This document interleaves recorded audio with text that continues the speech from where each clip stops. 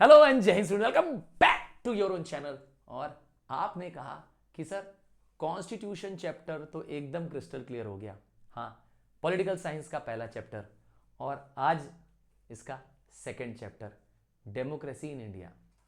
तो बात आती है डेमोक्रेसी, हाँ, a form of government in which government of the people, government by the people and government for the people. तो एक ऐसा व्यवस्था, एक ऐसी सिस्टम जिसमें लोग ही अपने प्रतिनिधियों को चुनते हैं जो उनके ऊपर रूल्स करेंगे। मैं और आप एक डेमोक्रेटिक कंट्री में रहते हैं। हाँ, कोई ऐसी कंट्री भी है जहां पर डेमोक्रेसी नहीं है, मतलब जहां लोगों को अपने ऊपर के हेड को, अपने रिप्रेजेंटेटिव को चुनने का अधिकार नहीं है। क्या ऐसी भी कोई जगह है? हाँ भाई, ऐसी जगह है जहां पे राजा रूल करते हैं। जैसे भूटान आ जाओ भाई। हाँ, भूटान में आज भी भूटान नरेश, हाँ, भूटान के राजा हैं। तो कुछ ऐसी प्लेसेस हैं जहां पर आज भी मोनार्ची चल रही है, आज भी वहां किंग, वहां डेमोक्रेसी नहीं है। पर हम बात कर रहे हैं डेमोक्रेटिक कंट्री इंडिया की बात कर रहे हैं। और हमारे देश में क्या क्या चैलेंजेस आ रहे हैं हमारे देश में। आसान नहीं है इतने बड़े देश की डेमोक्रेसी को मेंटेन कर पाना, क्योंकि डेमोक्रेसी से लोगों को पावर मिलता है। अरे भाई, जो लीडर बन जाता है जानते ही उसके पावर आ जाता है, और फिर पावर का जानते ही है किस तरीके से मिसयूज करता है, लोगों को लूटता है, धर्म को लड़ाता है ना। तो यही है चैप्टर, चैलेंजेस। हाँ, चैलेंजेस और कैसे हम अपने डेमोक्रेसी को स्ट्रेंथन कर सकते हैं, इस पर ही टॉपिक है। बात करते हैं, इंडिया वर्ल्ड की लार्जेस्ट डेमोक्रेसी है, इसमें तो हमें डाउट नहीं है। वैसे भी हम पॉपुलेशन के मामले में चाइना को हाँ आउटपास कर चुके हैं। पर हमारी डेमोक्रेसीज में एक बहुत सारे चैलेंज है। कास्ट सिस्टम हमारा एक सबसे बड़ा चैलेंज है, कम्युनलिज्म हमारे देश में चैलेंज है, और सबसे इंपॉर्टेंट है ये जो पॉलिटिक्स कर रहे हैं, पॉलिटिकल पार्टीज वाले कर रहे हैं, लोगों को, हाँ, लोगों को क्या कर रहे हैं, पॉलिटिकल वायलेंस में इन्वॉल्व कर ले रहे हैं, धर्मों को, जातियों को, एंड रीजनलिज्म। ये कुछ कॉमन प्रॉब्लम्स हैं जिन पर अब डिटेल डिस्कस करेंगे। पहला चैलेंज कास्ट। भारत में तो सबसे बड़ी समस्या क्या है? सबसे बड़ी समस्या क्या है? वो है जाति की। सर क्यों जाति की समस्या क्या है? हमारे देश में ना जाति के नाम पर सब कुछ कराया जा सकता है। लोगों को पॉलिटिक्स में, हाँ, नेता लोग क्या कर रहे हैं, जाति की राजनीति करते हैं। शायद आपने सुना हो लाइन। हाँ, जैसे एग्जांपल देता हूं कि जिस पॉलिटिकल पार्टी, चाहे वो कोई भी पार्टी हो, चाहे वो बीजेपी हो, चाहे कांग्रेस, चाहे कोई भी हो, सब क्या करते हैं, पर्टिकुलर जाति के लोग को ही एक प्लेस में अपना रिप्रेजेंटेटिव बनाते हैं, जिस जाति के लोग उस क्षेत्र में ज्यादा है। ऐसा क्यों करते हैं?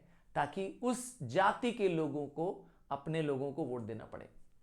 बस ये बड़ी बड़ी विडंबना है हमारे देश में। बात समझते हैं, जाति है क्या? देखिए, वर्ण सिस्टम जिसे हम कहते हैं ना, क्या वर्ण प्रथा, यह प्रथा हमारे भारत में पौराणिक काल से चली आ रही है। कह सकते हैं कि जब हम लोग अर्ली वैदिक पीरियड के बारे में पढ़ते थे तो उसमें था 4 कास्ट बनाई गई, 4 काम के बेसिस पे, 4 काम के बेसिस पे, ऑक्यूपेशन के बेसिस पे 4 कास्ट बनाई गई। जैसे जो लोग पूजा पाठ करते हैं, जो लोग, हाँ, हवन यज्ञ ये सब कराते हैं, वो हो गए ब्राह्मण, सबसे ऊंचा कास्ट।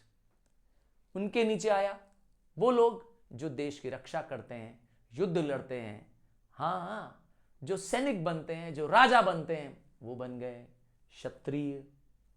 देखा, आपके ऑक्यूपेशन से डिसाइड हो रहा है कि आपका कास्ट कौन सा होगा। फिर वो लोग जो लोग क्या करते हैं, फार्मिंग करते हैं, ट्रेडिंग करते हैं, बिजनेस करते हैं, ये लोग बन गए कौन? वैश्य। और आखिरी में आया वो जो इन तीनों कास्ट को सर्विस देता है, इन तीनों के लिए छोटे काम करता है, समाज की सेवा करता है। हाँ हाँ, वो सेवा आप कहें जिसे निम्न वर्ग के समाज को कहा गया, जिसको आपने दलित, शेड्यूल कास्ट नाम दे दिया। ये थे चौथा और आखिरी वर्ण शूद्र, जो सबका बोझ उठाता है अपने ऊपर। तो इस तरह से समाज में 4 कास्ट आई, ठीक है। इस तरह से सोशल स्ट्रेटिफिकेशन ऑफ सोसाइटी हो गई। हमारे समाज का सोशल क्या हो गया, लेयर तैयार हो गया, जिसमें रैंकिंग बन गई। सबसे ऊपर रैंक चले गया ब्राह्मण और सबसे नीचे रैंक आ गया शूद्र का। तो इसमें बुराई क्या है? बुराई ये है कि इसमें रिजिडिटी आ गई। बुराई ये है कि पॉलिटिकल लीडर्स इसका फायदा लेने लगे। हाँ, उन्होंने लोगों के बर्थ के अकॉर्डिंग, लोगों के रिलीजन के अकॉर्डिंग और सबसे इंपॉर्टेंट है लोगों के ऑक्यूपेशन के अकॉर्डिंग लोगों को पहचानने की कोशिश की। हमारे समाज में कास्ट को ज्यादा इंपॉर्टेंस मिलने लगी, तरजीह मिलने लगी और कास्ट के बेसिस पे ही सारा काम होने लगा। ये सबसे बड़ी बुराई है। ठीक है, बात करेंगे लोगों के पैदा होने से भी उनकी कास्ट डिसाइड होती है। अगर कोई ब्राह्मण के घर पैदा होता है, भले ही उसे कर्मकांड आता है कि नहीं आता है, उसे हवन में यज्ञ आहुति देना आता है नहीं आता है, पर वह ब्राह्मण तो है। अब समझ में आया क्या कहना चाहते हैं? ये एक समस्या है। और कास्ट से लोगों का ऑक्यूपेशन डिसाइड हो जाता है। ठीक है, जबकि वो दूसरे कास्ट में जाकर के या दूसरे काम को और शायद बेटर कर सकता था। तो हमारे पॉलिटिक्स में क्या गड़बड़ है?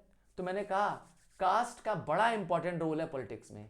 हमारे यहां चुनाव का रिजल्ट ही, पूरा चुनाव का रिजल्ट ही कास्ट बदल देती है। हाँ, कास्ट किसी भी चुनाव के नतीजे को चेंज कर सकती है। Electoral results, electoral outcome caste पे डिपेंड करते हैं हमारे भारत में। हाँ, लोग बहुत ही कहते हैं ना, कास्ट के प्रति बड़े संवेदनशील हैं।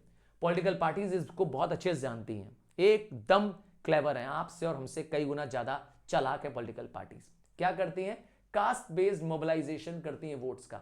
जैसे किसी एक पर्टिकुलर प्लेसेस में मैंने बताया एक सर्टेन कास्ट के लोग रहते हैं, तो अपने भी कैंडिडेट को क्या करते हैं? उसी कास्ट से बनाते हैं।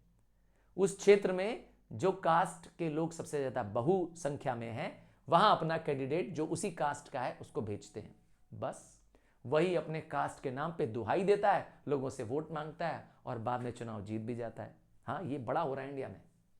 एक समस्या हमारे देश में है रिजर्वेशन सिस्टम की। अच्छाई और बुराई दोनों है। जब मंडल कमीशन आया, इसने रिकमेंडेशन दिया कि देश में वो लोग जो पहले से दबाए कुचले गए हैं, जिनको हम सो कॉल्ड शेड्यूल कास्ट, दलित या शेड्यूल ट्राइब का लोग कहते हैं, उनको सब जगह रिजर्वेशन दी गई। जॉब में रिजर्वेशन दी गई, पॉलिटिक्स में रिजर्वेशन दी गई, एजुकेशन में रिजर्वेशन दी गई। हाँ, आपको पता होगा यूनिवर्सिटी के एडमिशंस में भी उनके लिए सीट रिजर्व है, ओबीसीज के लिए, शेड्यूल कास्ट के लिए, शेड्यूल ट्राइब के लिए। ठीक है, कोई बुराई नहीं है। बट समस्या कहां है? जब पॉलिटिक्स वाले इसका एडवांटेज लेते हैं, वो इनको क्या करते हैं? इनको यकीन दिलाते हैं कि हम आपको इतना परसेंटेज क्या करेंगे, रिजर्वेशन दिलाएंगे, आप हमें वोट दीजिए। बात समझ में आई क्या प्रॉब्लम है? प्रॉब्लम ये है। तो इनको क्या करते हैं? लड़ाते रहते हैं, एक कास्ट को दूसरे कास्ट के खिलाफ पुट करते रहते हैं। और आज भी पॉइंट ऑफ कंटेंशन क्या है? यह कास्ट बेस्ड पॉलिटिक्स। मतलब हमारे भारत की सबसे बड़ी कमजोरी अगर मुझसे पूछेंगे तो यही है, कास्ट के बेसिस पर, जाति के आधार पर क्या करना? लोगों के बीच में भेदभाव करना। हाँ, शहरी लोग जो आप और मैं जो शहर में रह रहे हैं, शायद इतना केयर नहीं करते कि मेरे बगल में बैठी लड़की या मेरे बगल में बैठा लड़का कौन है। हाँ, आप जिस क्लास में पढ़ रहे हैं, आई एम श्योर आप तो पूछते भी नहीं होंगे यार तुम कौन कास्ट के हो, भाड़ में जाए यार। तो आपके मेरे लिए प्रॉब्लम नहीं है, प्रॉब्लम है रूरल एरियाज में, प्रॉब्लम है उन जगहों पे जहां पे एजुकेशन नहीं है, जहां पे इग्नोरेंस है, वहां समस्या है। और वहां पर हाँ, आप गांव में जाइए, थोड़े बैकवर्ड एरियाज में जाइए, जाति के नाम पे ही आपको पानी पीने मिलेगा। आप कुएं में पर्टिकुलर पानी तभी पी पाएंगे, मंदिर में तभी जा पाएंगे जब आप पर्टिकुलर जात या कम्युनिटी को बिलोंग करेंगे। सच कह रहा हूं। हाँ, ये बहुत बड़ी समस्या है। तो कास्ट के रूप में डिस्क्रिमिनेशन बहुत होता है, भेदभाव बहुत होता है। हाँ, जाति के आधार पर। हाँ, जो पर्टिकुलर कुएं बनाए गए हैं, मैं एग्जांपल दे रहा हूं, गांव में कुछ पर्टिकुलर ऐसे क्षेत्र हैं, ऐसे कुछ इलाके हैं जहां पे कोई पर्टिकुलर कम्युनिटी का जा नहीं सकता। हाँ, उनको उस कुएं या उस मंदिर में जाने की अनुमति नहीं है, क्योंकि उसकी कास्ट, हाँ, हाई कास्ट वाले मना कर देते हैं, भगा देते हैं वहां से। तो आज भी डिस्क्रिमिनेशन हो रहा है। हाँ, पूरी इंडिया में नहीं हो रहा है, मैंने पहले ही बताया, मैंने आपको कहा हर जगह नहीं हो रहा है, बट स्टिल है तो जरूर। तो ये बहुत बड़ी बुरी बात है। हम इतना डेवलप्ड हो गए, इतने एडवांस्ड हो गए हैं, इतना नॉलेज गेन कर गए हैं, इतना साइंस बढ़ गया आगे, फिर भी उसी पुरानी, हजारों साल पुरानी सड़ी गली बातों को बात कर रहे हैं। याद रखिएगा, लेटर वैदिक पीरियड ही वो पीरियड था जब कास्ट सिस्टम बहुत रिजिड हो गया, जब इंटर कास्ट मैरिजेस होना बंद हो गई और कम्युनिटी में हमारे समाज में कास्ट के बीच में हार्मनी खत्म हो गई। अर्ली वैदिक पीरियड में नहीं था, ध्यान दीजिएगा। अब आता है कम्युनलिज्म, मतलब धर्म को धर्म से लड़ाना, मतलब धर्म को, किसी एक धर्म को बड़ा कर देना और किसी दूसरे को छोटा, या धर्म के नाम पर नफरत पैदा करना। तो जब समाज का बंटवारा हो अगर धर्म के नाम पर, तो उसे कहते हैं कम्युनलिज्म।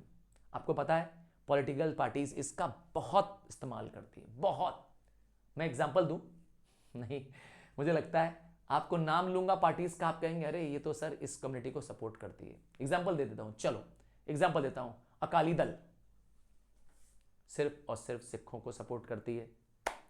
बीजेपी यूजुअली, हाँ मेजरली हिंदूज को सपोर्ट कर रही होती है। उसी तरह से असदुद्दीन ओवैसी, AIMM है ना, मुस्लिम लीग की पार्टी नाम है ना AIMM, किसको सपोर्ट कर रही है?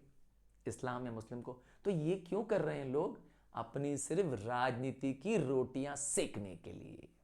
हाँ, ऐसे बहुत सारे लोग हैं, मैंने अभी 2 ही 3 पॉलिटिकल पार्टीज का नाम लिया, पर ज्यादातर पार्टीज यही कर रही होती हैं। मैंने एग्जाम्पल लिया है और सारी पार्टीज का लगभग हमारे देश में यही काम है। क्या कर रही हैं? एक धर्म को दूसरे धर्म के खिलाफ खड़ा कर रही हैं। ये बहुत बड़े दुख की बात है। इतना बड़ा देश है, हम लोग इतने पढ़े लिखे हैं, इतने इंटेलिजेंट हैं, इतने क्वालिफाइड हैं, उसके बाद भी धरे के धरे रह गए। तो रिलीजन को लोगों ने क्या कर रखा है? एक के खिलाफ दूसरे को भड़का रखा है और अपनी राजनीतिक रोटियां सेक रहे हैं। ये बहुत बड़ा चैलेंज है। क्या हो रहा है हमारे देश में? इसकी वजह से रिलीजियस इनटॉलरेंस हो रहा है। और समस्या क्या है? कम्युनल वायलेंस हो रही है, दंगे हो रहे हैं। हाँ, आप देखिए कितने दंगे हो रहे हैं देश में, अलग अलग जगहों पे। क्यों हो रहे हैं दंगे? एक धर्म के लोग दूसरे धर्म को क्यों मार रहे हैं, पीट रहे हैं, क्यों उनकी जान के पीछे पड़े हुए हैं? सिर्फ छोटी सी बात उनके दिमाग में डाल दी गई है कि तेरा धर्म महान, बाकी सब शैतान। तो जब ये भावना डाल देंगे, एक धर्म को दूसरे धर्म के खिलाफ खड़ा कर देंगे, तो लोगों का मन, लोग आखिर तो सारा दिमाग से ही हो रहा है ना, तो लोगों के मन में, दिमाग में क्या कर दिया? ये भर दिया गया है। ये हमारे देश की बड़ी गंदी, हाँ गिरी हुई राजनीति है। ठीक है, बात करते हैं कम्युनलिज्म से। हमारे इंडिया में जो कहते हैं ना, सिर्फ वोट बैंक बनाया जा रहा है। सब बड़ी बड़ी पार्टीज क्या करती हैं? अपना वोट बैंक जानती हैं। कुछ यादव उसको अपना वोट बैंक बना रखी हैं, तो मैंने कहा कुछ शेड्यूल कास्ट को, शेड्यूल ट्राइब्स को, छोटी जातियों को अपना वोट बैंक बना रखी हैं, और बस उनको दूसरी कास्ट से लड़ाती रहती हैं कि तुम इनके पास मत जाना, तुम इनको वोट मत देना। हो गया चौपट। सच कह रहा हूं। हाँ, मैंने नाम नहीं लिया पार्टीज का, पर मैंने कहा ऐसा सच में हो रहा है। अभी इसका एक बड़ा उदाहरण दूंगा जो आपको चौकन्ना कर देगा। इसका क्या इफेक्ट पड़ रहा है? Regionalism, region. हाँ, कुछ लोग ना, कुछ पॉलिटिकल पार्टीज अगेन क्या करती हैं? अपने रीजन के जिस क्षेत्र में है, इसे कहते हैं ना क्षेत्रवाद, अपने क्षेत्र के लोगों को प्रमोट करते हैं। और हमारे देश में अगर दूसरे पार्ट के लोग उस जगह जाते हैं तो उनकी निंदा करते हैं, उनको अच्छे से काम नहीं देते, उनके साथ भेदभाव करते हैं। नहीं समझ में आया? चलो मैं रियल एग्जांपल देता हूं। आप चले जाइए महाराष्ट्र। चलिए मैं आपको बात कर रहा हूं, आप हैं बिहार के, हाँ तुम हो बिहार के, तुम हो यूपी के, और चले जाओ महाराष्ट्र। पता है वहां पे लोग क्या कहेंगे? अरे यूपी से भैया आया है, अरे बिहार से भैया आया है, भोजपुरिया आया है। तो वहां पर मैं एग्जांपल दे रहा हूं, ठीक है, डोंट टेक इट अदरवाइज। वहां पर क्या हुआ? वहां पर जो लोग माइग्रेट करके दूसरे प्लेस से आए हैं, क्यों गए हैं? ऑब्वियस बात है, वहां काम की तलाश में गए हैं। अपने उस पर्टिकुलर स्टेट में जहां से वो जा रहे हैं, शायद वहां इतना अच्छा जॉब, कह सकते हैं अच्छे जॉब्स नहीं मिल रहे हैं, या अच्छा पेमेंट नहीं मिल रहा है, तो लोग चले जा रहे हैं सीधे। पर वहां पर क्या हो रहा है? वहां पर अपने उनके राज्य में वो लोग अपने कम्युनिटी को, अपने रीजन वाले लोगों को, जिनको पर्टिकुलर भाषा आती है, जहां वो पर्टिकुलर रीजन को बिलोंग करते हैं, उनको वो सपोर्ट करते हैं। ये है बड़ी खराब राजनीति। हाँ, साउथ में भी ऐसे ही होता है। तमिलनाडु में चले जाइए, अगर आपको तमिल नहीं आती है, आप तमिलनाडु के असली नागरिक नहीं हैं, और आप हिंदी भाषी क्षेत्र से आए हैं, शायद आपका इतना अच्छा स्वागत नहीं होगा। एज अ टूरिस्ट गए होंगे तो बात अलग है, पर वहां आप सोचेंगे कि वहां रह जाएं तो शायद इतना प्रेम, इतना आपको एक्कोलेट्स, इतना आपको रिस्पेक्ट नहीं मिलेगा। आपके साथ कहीं ना कहीं क्या होगा? भेदभाव होगा। ये प्रॉब्लम क्या है? रीजनलिज्म। ये कौन ला रहा है? क्या लोग ला रहे हैं? नहीं नहीं, ये आपकी और मेरी गलतफहमी है, वहां की पॉलिटिकल पार्टीज ऐसा कर रही हैं। हाँ, मैं नाम ले लूं क्या? नाम लेके बताऊं? चलो, मुंबई की एक पार्टी है जिसके लीडर है राज ठाकरे। उन्होंने शुरू किया ये सिस्टम, कहा जो मराठी नहीं है उनको हम मारेंगे पीटेंगे, उनको अपने मराठा से बाहर निकाल देंगे, और मराठियों के लिए क्या होना चाहिए, जो मराठा भाषा बोलने वाले हैं, मराठी वाले लोग हैं, उनके लिए क्या करेंगे, एक सीट रिजर्व रखेंगे, उनके लिए कॉलेजेस में, हॉस्टल्स में, स्कूल्स में क्या करेंगे, सीट रिजर्व रखेंगे। तो ये हो सकता है। तो लोग क्या कर रहे हैं, मैंने कहा ना, फिर वो एग्जाम्पल दिया मैंने, रीजनलिज्म। मतलब क्या कर रहे हैं लोग, पॉलिटिकल पार्टीज वाले लोग क्या कर रहे हैं, अपने पर्टिकुलर रीजन की आइडेंटिटी, अपनी आइडेंटिटी को देश से ऊपर बता रहे हैं। जबकि आपको हमेशा क्या करना चाहिए, देश सर्वोपरि है। हाँ, जय महाराष्ट्र हमेशा होगा, पर जय हिंद उससे ऊपर होना चाहिए। क्या कहते हैं? हर स्टेट पे अप्लाई होता है, मैंने एग्जाम्पल दिया, यह हर जगह अप्लाई होना चाहिए। हाँ, हम सब एक रीजन में जरूर रह रहे हैं, पर हमारे रीजन से बड़ा हमारा देश है, यह भाव होना चाहिए। तो हमें हर लोगों को सपोर्ट करना चाहिए। अपने रीजन से प्यार है, पर दूसरे रीजन के लोगों से नफरत नहीं करनी है। बात समझ में आ गई? और पर मैंने कहा हमारे यहां पॉलिटिकल पार्टीज इसका भी मुद्दा बनाती हैं। चुनाव लड़ने के लिए वो अपने रीजन के लोगों को अट्रैक्ट करने के लिए क्या करती हैं, घोषणा करती हैं। मैंने एग्जांपल दिया, घोषणा करेगी कि जो हमारे रीजन के रहने वाले लोग हैं उनको हम फला फला चीजों में छूट देंगे, रिजर्वेशन देंगे। देखा, बाहरी लोगों को नहीं देंगे। सिर्फ वोट बैंक की राजनीति, ठीक है ना?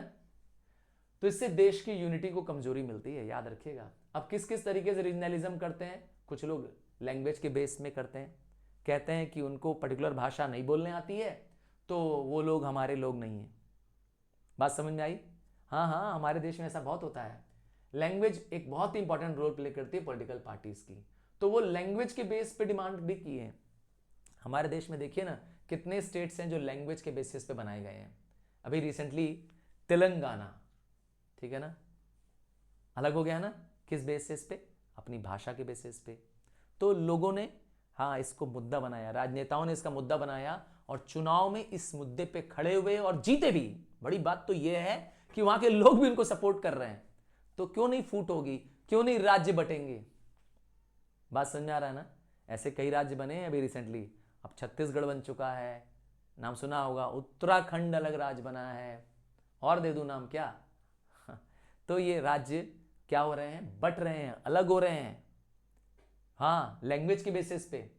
और कुछ लोग क्या करते हैं, सन ऑफ दी सॉइल्स, मतलब जमीन से जुड़े लोग, फार्मर जैसे कहते हैं हम लोग आम भाषा में कहें। हाँ, कुछ लोग किसानों की राजनीति करते हैं, किसानों को भड़काते रहते हैं सरकार के खिलाफ, बस उनकी रोटियां सेकती रहती हैं। कैसे भड़काते हैं? उन लोग किसानों को कहते हैं कि भैया आंदोलन करो, गवर्नमेंट को जो सेंटर में है उसके खिलाफ आंदोलन करो। ये लोग भी भड़काते हैं। क्यों? क्योंकि वो चाहते हैं जो वहां के लोकल लोग हैं उनको कुछ एडवांटेज मिले, जो वहां के real tillers of the land है उनको फायदा मिले। नतीजा, जो दूसरे स्टेट से आए लोग हैं, जो वहां काम करने आए हैं, उनको वहां प्रॉपर रहने की जगह नहीं मिल रही है, प्रॉपर काम नहीं मिल रहा है। वो जो माइग्रेंट्स हैं, वो जो दूसरे राज्य से आए लोग हैं, उनको समान इज्जत नहीं मिल रही वहां पर, न प्रॉपर काम मिल रहा है, मिल भी रहा है तो छोटे नीचे झुक के काम मिल रहा है। तो ये भी क्या है, समस्या है। सन्स ऑफ द सॉइल, अपने जो पर्टिकुलर स्टेट के लोग हैं, अपने पर्टिकुलर रीजन के लोग हैं, उनको तवज्जो दो, और बाकियों को क्या करो, मत दो। तो ना उनका वेलफेयर हो रहा है, ना उनका एम्प्लॉयमेंट मिल पा रहा है। बेचारा जो बाहर से आ रहा है वो कष्ट भोग रहा है। और समस्या हमारे देश में नदी के पानी की है। नदी का जल, बाप रे, मचा रहा है हलचल। एक एग्जाम्पल है इसमें कावेरी का। कावेरी नदी जो है वो कर्नाटक से शुरू होती है और तमिलनाडु में होती हुई अरेबियन सी में, बे ऑफ बंगाल में जाके मिल जाती है। अब पानी पर झगड़ा क्यों है? क्योंकि कावेरी का पानी दोनों के स्टेट्स के कह सकते हैं फार्मिंग के लिए जरूरी है, अमृत है दोनों के फार्मिंग के लिए। अगर कावेरी के पानी को कर्नाटक वाले रोकते हैं, डैम बनाते हैं, झगड़ा शुरू, और ये हो रहा है। हाँ, और राजनेता क्या करते हैं, इस बात का रोटियां सेकते हैं। हाँ, वो इधर लड़ाते हैं, उधर लड़ाते हैं, रीजनल टेंशन पैदा करते हैं। मैंने कहा था आज भी demand of different different states हो रही है, बस अपने रीजनल आइडेंटिटी के लिए। छत्तीसगढ़ का ऐसा ही हुआ, वो अलग स्टेट बन गया। झारखंड जो कि पहले नहीं था स्टेट, बिहार था पहले ना, उसको तोड़ करके झारखंड बनाया गया। उसी तरह से यूपी को तोड़ करके बनाया गया उत्तराखंड।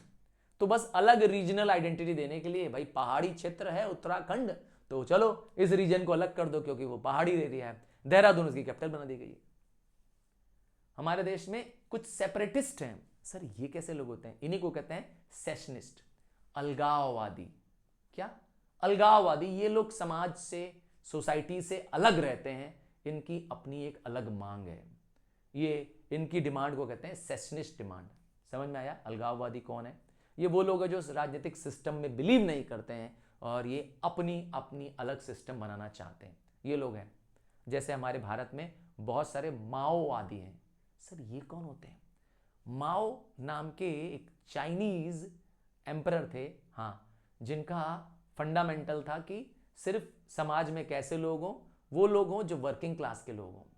समाज में अमीरी गरीबी का अंतर ना हो, सब वर्किंग क्लास के लोग हों, सब लोग मेहनत मजदूरी करें, सारे रिसोर्सेज, इंडस्ट्रीज, फार्म, माइन सब किसके पास हो? गवर्नमेंट के पास हो। तो ऐसी बिलीफ वाले लोग क्या किए, अपना हक पाने के लिए, इस कहते हैं ना, अपना हक पाने के लिए जो फार्मर्स थे, जो वर्कर्स थे, उन्होंने क्या किया? तलवार उठा ली, हथियार उठा लिया, माओवादी बन गए।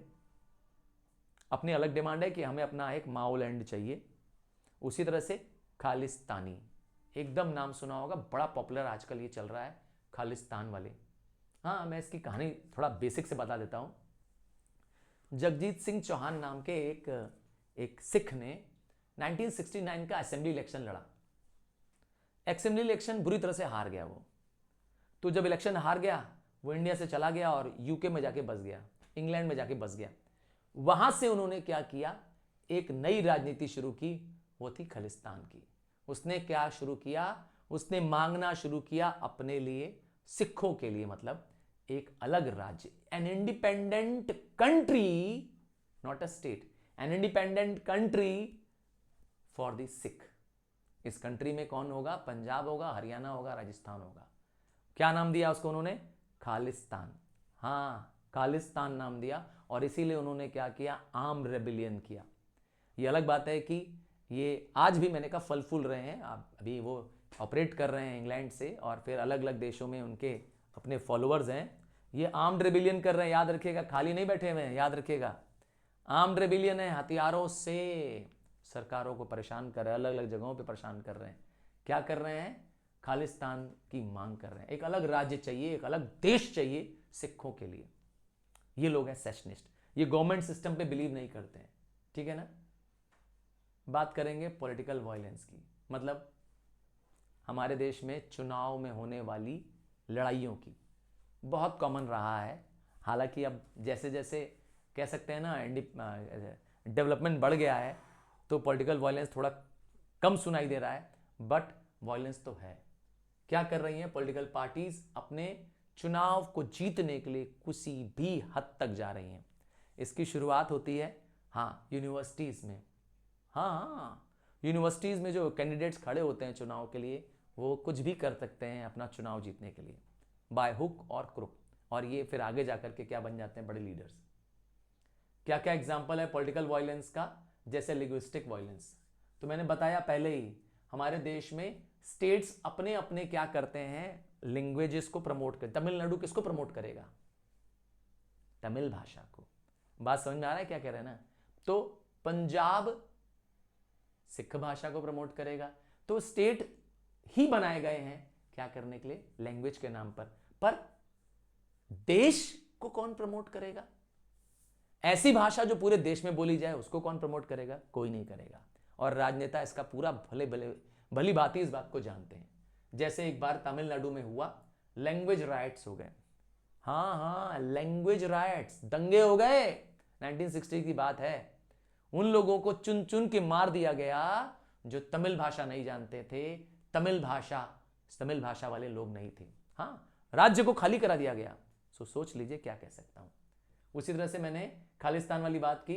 खालिस्तान को पाने के लिए, इंडिया यूनियन से अलग करने के लिए इन्होंने हथियार उठाया। ये जो सिख थे, जो खालिस्तान को फॉलोअर्स करते थे, कहते थे। वर्तमान में पन्नू करके कोई है एक तो, हाँ अभी भी है, ऐसा नहीं खत्म हो गया। जगजीत सिंह चौहान ने शुरू जरूर किया था इसको, बट इसका एंड नहीं है। टेररिस्ट वायलेंस हमारे देश में तो एक बहुत बड़ी समस्या है। भली मोदी जी, भली दूसरी पॉलिटिकल पार्टीज इसमें खूब ताकत लगा रही हैं हमारे देश में पॉलिटिकल वायलेंस को कम करने के लिए, बट इतना आसान नहीं है, क्योंकि इनको सपोर्ट मिल रहा है फॉरेन लोगों से और इवन इंटरनल लोगों से जो इनको मदद कर रहे हैं। हाँ हाँ, इनको मदद कर रहे हैं, ये देश को डिस्टेबलाइज करना चाहते हैं। ठीक है, ज़्यादातर मैंने कहा इनका मेन मकसद क्या है, चुनाव में और गवर्नमेंट के कामों को दखल देना। ठीक है ना, अक्सर जैसे जम्मू एंड कश्मीर का तो आप एग्जाम्पल जानते ही हैं, हालांकि पहले से बहुत कम हो गया मिलिटेंसी। और 26/11, ओहो, मुंबई अटैक तो मुझे लगता है कभी भूले नहीं भूलेगा हम लोगों को, 26/11 वाला अटैक। फिर है caste based violence, again violence हो रहा है, कास्ट के नाम पे वायलेंस हो रहा है, किसी एक कास्ट को, खास करके लोअर कास्ट को क्या करती है, अपर कास्ट टारगेट करती है, ये बहुत होता है। ठीक है, और क्या होता है, इलेक्टोरल वायलेंस होता है, मैंने थोड़ी देर पहले ही बताया। चुनाव में पार्टीज चुनाव जीतने के लिए क्या करती हैं, पोलिंग बूथ को कैप्चर कर लेती हैं, और या तो क्या करती हैं, जो वोटर्स को डरा देती हैं, और सबसे आजकल कॉमन चल रहा है घूस देना, वोटर को ब्राइब कर देती है पैसे दे करके, या धर्म के नाम पर उन्हें क्या करते हैं, अपने धर्म के लोगों को क्या करते हैं, भेज देते हैं, और धर्म के नाम पर क्या करते हैं, उनसे वोट मांग लेते हैं। ये बहुत चल रहा है हमारे देश में। ठीक है ना, पॉलिटिक्स ऑफ वायलेंट एजिटेशन, और या तो क्या हो, एजिटेशन करो, हाँ वायलेंट तरीके से अपने साथियों को ले जाओ और क्या करो, सड़क बंद कर दो, आंदोलन करो, जैसे कि एंटी CAA के खिलाफ हो रहा था, जब गवर्नमेंट ने CAA नाम का कानून पास किया, जो सिटीजनशिप का एक्ट पास किया, अब उसके विरोध में क्या हो लगे, लेखे आंदोलन करने लगे। या किसानों को कहते हैं ना, किसानों के फेवर में जब गवर्नमेंट ने क्या किया, कोई बिल पास नहीं किया, जब फार्मिंग का बिल उनके फेवर में नहीं आया, किसान आंदोलन पे बैठ गए। हाँ, पूरा दिल्ली बॉर्डर जाम कर दिया और कई कई महीनों तक लोगों को बहुत परेशानी झेलनी पड़ी। वो किसान क्या कर रहे हैं, खा रहे हैं, पी रहे हैं, एंजॉय कर रहे हैं, तकलीफ में भी होंगे, मैं मान सकता हूं बात में, पर अपनी बात मनवाने का वो तरीका, हाँ वो दिल्ली तक अटैक कर गए थे, कुछ कर गए थे। तो ये भी हो रहा है। कौन सपोर्ट कर रहा है इनको, पता है कि नहीं, कोई ना कोई पार्टी है जो इनको मदद कर रही है, फंडिंग कर रही है, ताकि ये सरकार से लड़ते रहें। यही काम है भारत में, एक दूसरे के खिलाफ लड़ाते रहो और खुद अपनी राजनीतिक रोटियां सेकते रहो। ये हमारे बहुत बड़ा चैलेंज है। अब कैसे स्ट्रेंथन करें, क्या करें कि ये 30 समस्याएं हैं, लैंग्वेज का चैलेंज है, कास्ट का चैलेंज है, हाँ धर्म के नाम पर राजनीति हो रही, क्या क्या करें। मैंने कहा सबसे बड़ा है समाज में सोशल जस्टिस, सामाजिक न्याय लाओ। जिस दिन समाज में हर धर्म, हर जाति के लोगों को उनका अधिकार मिलेगा, जो उनका हक है उन्हें मिलेगा, तो वह किसी के बहकावे में नहीं आएंगे। ठीक है ना, तो अगर हम क्या करें, ये जो वुमेन्स हैं इनको इक्वालिटी दे दें, ये जो सो कॉल शेड्यूल कास्ट है, OBC है, इनको यकीन दिलाएं कि इनके खिलाफ कोई भेदभाव नहीं होगा, इनके खिलाफ बराबरी होगी, इनको हर जगह इक्वल ट्रीट किया जाएगा, तभी क्यों भटकेंगे, क्यों जाएंगे किसी नेता के पास अपना काम मनवाने के लिए। तो सोशल जस्टिस बहुत जरूरी है। और क्या करें, इंटरकास्ट मैरिजेस प्रमोट करें, कम्युनिटी इंटीग्रेशनशिप प्रोग्राम करें, समय समय पे क्या करें, अलग अलग धर्मों के, जातियों के लोगों की मीटिंग्स हो। और क्या करना है, कम्युनलिज्म को रोकना है हमारे देश में। जो धर्म के नाम पर जो लड़ाइयाँ हो रही हैं, जो फूट डाले जा रहे हैं, जो कहते हैं ना, जो कह सकते हैं धर्म के नाम पर जो लोग एक दूसरे को मार काट रहे हैं, इसके लिए क्या करें, देश में सेक्युलरिज्म को प्रमोट करें, हर धर्म को बराबर ट्रीट करें। सरकार का कोई धर्म नहीं होना चाहिए, जो भी गवर्नमेंट पावर में है उसे सब धर्मों को एक जैसा लेके चलना है। ऐसा नहीं है कि अपने एक धर्म को बढ़ावा दे रहे हैं, दूसरे धर्म को सता रहे हैं, दबा रहे हैं, नहीं। देखिए, किसी को भी दबाएंगे, कुचलेंगे, आज नहीं कल उसे दर्द होगा, तकलीफ होगी, और वो अपना बदला लेगा। तो इससे अच्छा है कि हम क्या करें, सबके साथ अच्छा ट्रीटमेंट करें, इक्वल ट्रीटमेंट करें। और क्या करेंगे, strict implement laws against communal violence. जो कम्युनल वायलेंस को बढ़ावा दे रहे हैं, मैंने कहा था ऐसे बहुत सारे नेता हैं, ऐसे बहुत सारी पॉलिटिकल पार्टीज हैं जो अपने वोट बैंक पाने के लिए ये सब ड्रामेबाजी करती हैं। पकड़ो उनको, मारो उनको, ठोको उनको अच्छे से। क्या करो, कम्युनल वायलेंस वाले को खिलाफ तो एकदम ही नहीं छोड़ना है। और क्या करना है, इंटरफेथ डायलॉग, कम्युनल हार्मनी, समय समय पे अलग अलग धर्मों के, जातियों के लोगों का कहीं एक बैठक हो, आपस में विचारधारा मिले, बैठें, बात करें, एजुकेट करें, कल्चरल एक्सचेंज प्रोग्राम चलाएं ताकि उनके बीच में एक सौहार्द का फीलिंग आए, एक ट्रस्ट डेवलप हो। हाँ, और क्या करना है, हमारे देश में रीजनल बहुत बड़ा चैलेंज है। हाँ, लोग रीजन को अपने ज्यादा महत्व देते हैं। जो जिस रीजन को बिलोंग करता है उसे कंट्री से मतलब नहीं है, अपने रीजन से मतलब है। तो इसके लिए क्या करना है, सरकार को डिसेंट्रलाइजेशन करना है, मतलब स्टेट्स को ऑटोनॉमी देनी है और पावर देना है। ठीक है, याद रखना है नेशनल यूनिटी को कभी भी, हाँ, फेडरलिज्म तो करना है, ठीक है, बट यूनिटरी बायस के हिसाब से। इंडिया फेडरल कंट्री तो है but with a unitary bias. Strong central government का होना बहुत जरूरी है। इंटरस्टेट डिस्प्यूट्स को म्यूचुअली बैठा करके एक लीगल फ्रेमवर्क के साथ करें, सॉल्व करें, ताकि बाद में इस तरह का कोई डिस्प्यूट आए ही ना। ठीक है, और क्या कर सकते हैं, मैंने पहले ही बताया, फेडरलिज्म को स्ट्रेंथन करें, स्टेट्स को पावर करें, एंड लास्ट क्या करें, provide equal opportunities to all regions. बहुत सारे ऐसे रीजन्स हैं जहां पर डेवलपमेंट नहीं हुई है, तो नतीजा वो रीजन जो बैकवर्ड हो गए, so called underdeveloped region है, उनमें सरकार को क्या करना चाहिए, इन्वेस्टमेंट्स करनी चाहिए, फॉरेन इन्वेस्टमेंट्स लानी चाहिए, इंडस्ट्रियल डेवलपमेंट करना चाहिए, ताकि वहां की ग्रोथ हो सके। जब वहां ग्रोथ होगी तो फिर समस्या खत्म हो जाएगी, है ना, माइग्रेशन नहीं होगा।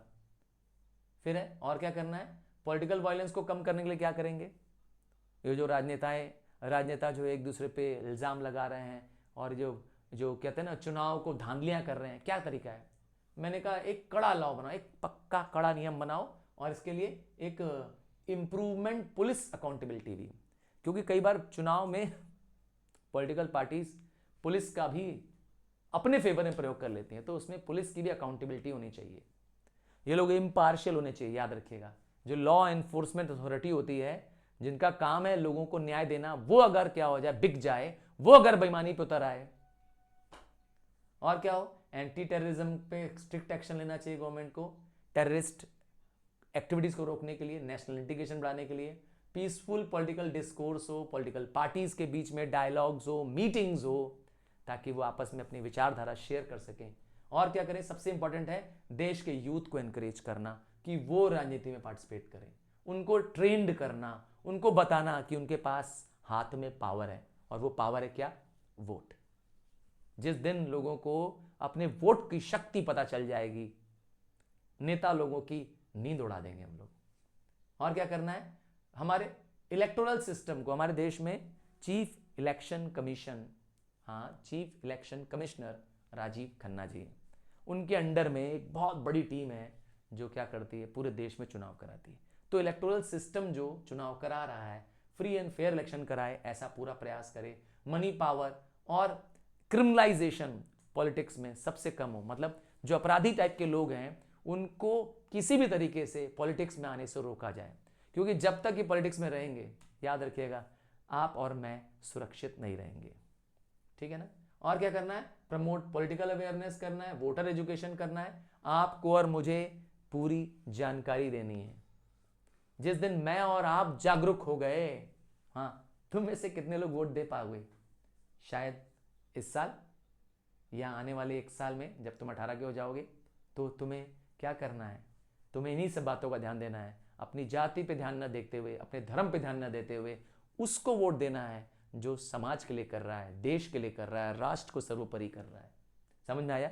तो इन चैलेंजेस को होलिस्टिकली हमें दूर करना है। तो caste, community, regionalism, political violence, इन सब का एक सिंगल इलाज है। इतनी सारे चैलेंजेस का एक सिंगल इलाज है, वो है एजुकेशन।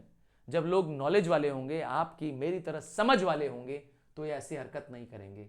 समाज में रिफॉर्म्स लाना है, बदलाव लाना है, और जो लॉज बने हैं उसको इफेक्टिवली, क्योंकि नियम कानून के बिना, कहते हैं ना कि कोई लोग बिना डंडे के क्या नहीं बात मानते, तो अगर डंडा चलेगा तो सब लोग सही रहेंगे, भटकेंगे नहीं। एंड स्टेट्स का भी काम क्या है, गवर्नमेंट का भी काम क्या है, कि वो इंक्लूसिव, पार्टिसिपेटरी एंड जस्टिस वाली क्या करे, राजनीति करे, समाज में बराबरी वाली राजनीति करे। जब सरकार ऐसा करेगी तो लोगों का ट्रस्ट इन गवर्नमेंट हाई होगा। चलिए, this brings to the end of the chapter democracy in India. मैं यकीन के साथ कह सकता हूं कि आपके लिए ये एक्सक्लूसिव कंटेंट है, और आपके प्यार के बिना, आपके सपोर्ट के बिना शायद ये चैनल और मैं नहीं चला पाऊंगा। बस चाहिए थोड़ा सपोर्ट। हाँ, क्योंकि इसमें जो कहते हैं ना, इस सब्जेक्ट को पढ़ने वाले लोग कम हैं, बट इन लोगों में बहुत दम है। तो thank you and love you, बस I need your love and support. Just share with your friends, classmates. Bye, take care.